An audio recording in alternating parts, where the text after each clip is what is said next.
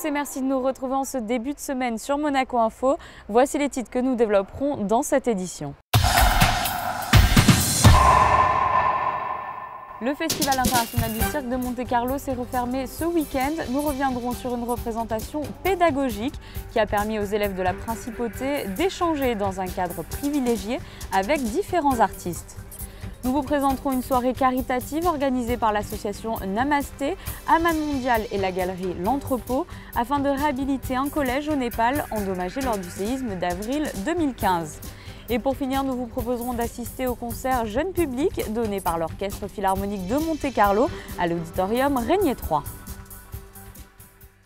Le 40e Festival international du cirque de Monte-Carlo s'est clôturé ce dimanche soir au chapiteau de Fontvieille.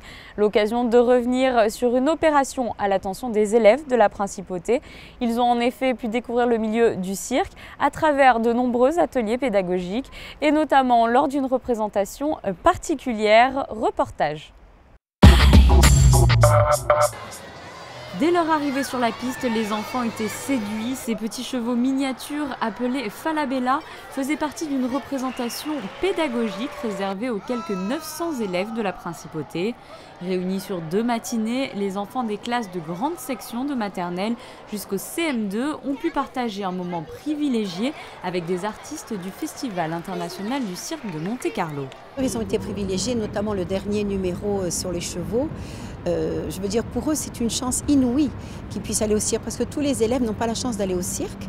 Donc pour certains, ça a été une première fois, pour d'autres, évidemment, ils ont l'habitude de venir.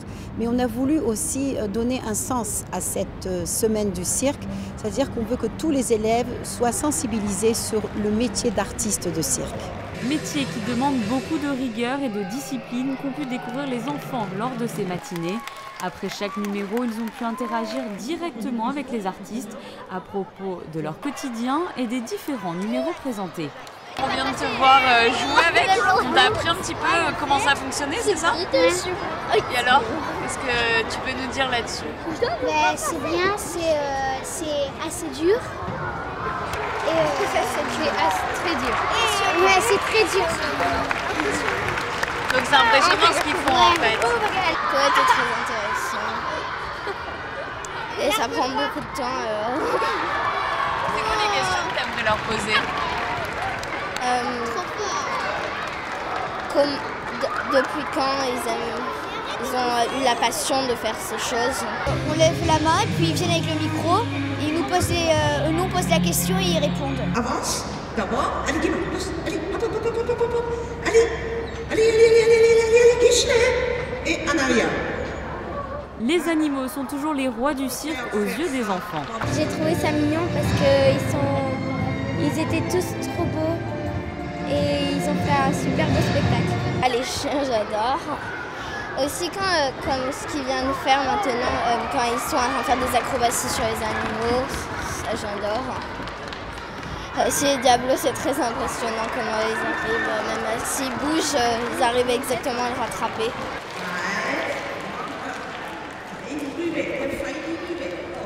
Les jeunes écoliers étaient séduits par ces rencontres et ont montré un vif intérêt pour les métiers du cirque. Les élèves de la Principauté étaient par ailleurs invités à réaliser différentes créations artistiques pour cette 40e édition. Leurs réalisations seront officiellement présentées lors de la grande exposition relative aux rencontres autour des arts et du cirque le 4 mai prochain à l'École du Parc. A noter que le festival des jeunes talents New Generation se déroulera sous le chapiteau de Fontvieille samedi 30 et dimanche 31 janvier. En avril 2015, l'association monégasque Namasté inaugurait un collège au Népal, quelques jours après un séisme de magnitude 7,9 sur l'échelle de Richter frappait le pays. Le collège ne fut pas épargné. Un an après, l'association soutenue par l'Aman Mondial et la galerie L'Entrepôt organise une vente aux enchères afin de réhabiliter ce collège.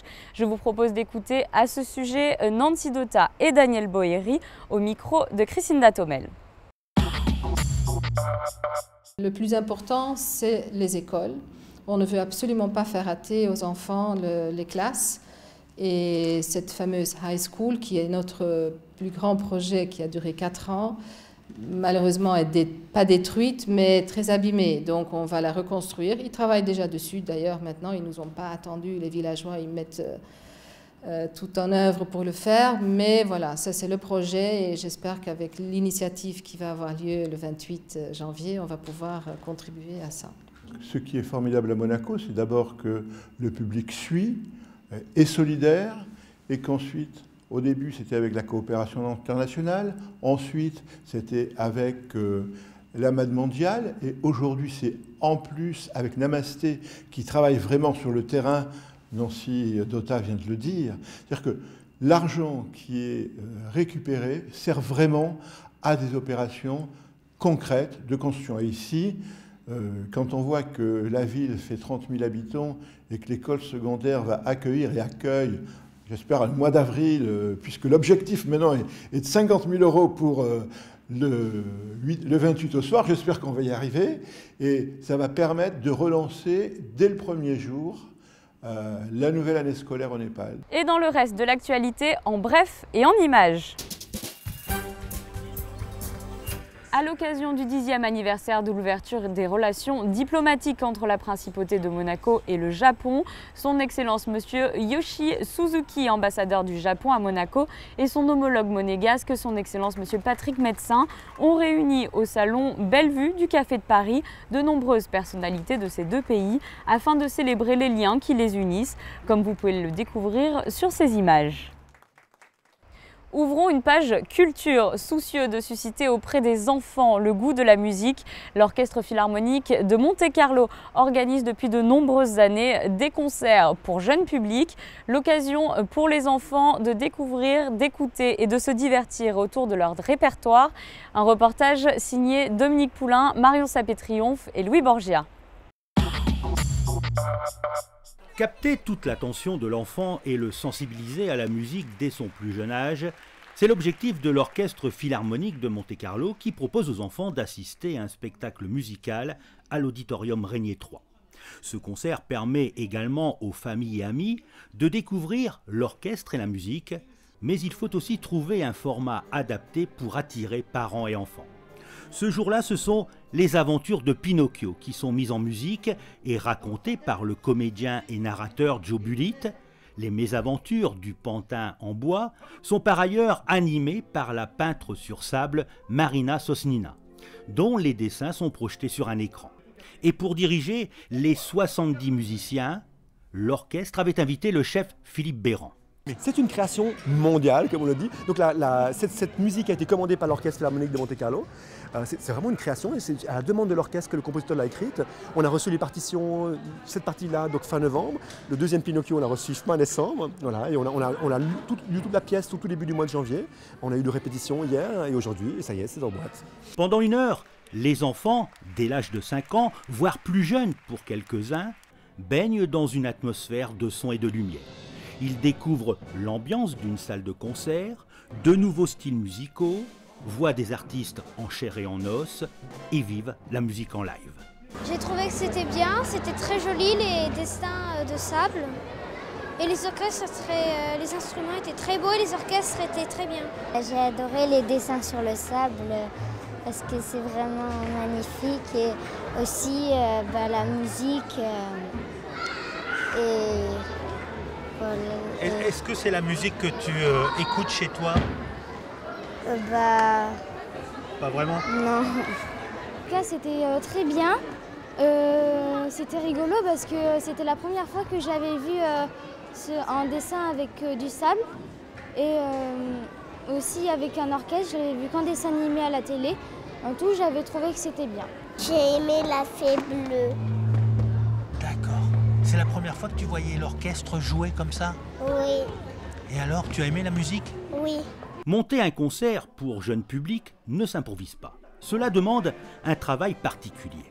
C'est un travail particulier parce qu'il faut aussi changer les codes habituels du concert. Si vous donnez un concert à des enfants, à 1000 enfants, avec une ouverture, avec un concerto, une symphonie, ils ne comprennent rien, c'est long, c'est un peu ennuyeux, les enfants ne sont pas captivés du tout. Donc il faut des formules qui soient plus courtes et surtout des formules originales qui permettent de susciter l'imagination. Donc c'est pour ça que j'ai fait une présentation de l'orchestre. L'orchestre est présent, mais il y a aussi un écran, il y a un narrateur, il y a une histoire. Donc il y a vraiment un fil conducteur et on prend les enfants par la main et hop, on les emmène pendant 1 heure de rêve. Et si les enfants ont apprécié le spectacle, l'orchestre, lui, espère avoir suscité chez eux le goût de la musique. Des enfants qui seront peut-être son futur public. Voici pour l'essentiel de l'actualité en principauté. Je vous propose à présent un aperçu de la météo de ces prochains jours. Mardi, le ciel sera largement ensoleillé, parsemé de quelques nuages. Les températures seront finalement supérieures au normal de saison, avec 9 degrés au lever du jour et 14 degrés dans l'après-midi. Mercredi, l'on pourra relever quelques nuages matinaux qui laisseront place progressivement au soleil. Les températures continueront de remonter progressivement. Jeudi, temps toujours sec et ensoleillé, il fera 11 degrés dans la matinée et 14 degrés au plus chaud de la journée. Et finalement, vendredi, le soleil sera légèrement voilé, sans toutefois de détérioration du temps. Les températures resteront stationnaires. Ce journal est à présent terminé. Retrouvez dans un instant votre journal des sports Actu Sport présenté par Émilie Rousseau. Et je vous rappelle que vous pourrez suivre en direct sur notre antenne mardi à partir de 18h15 les célébrations de la Sainte Dévote, procession, messe, embrasement de la barque avec Sandrine Nègre et le père Patrick Kepel. À bientôt sur Monaco Info.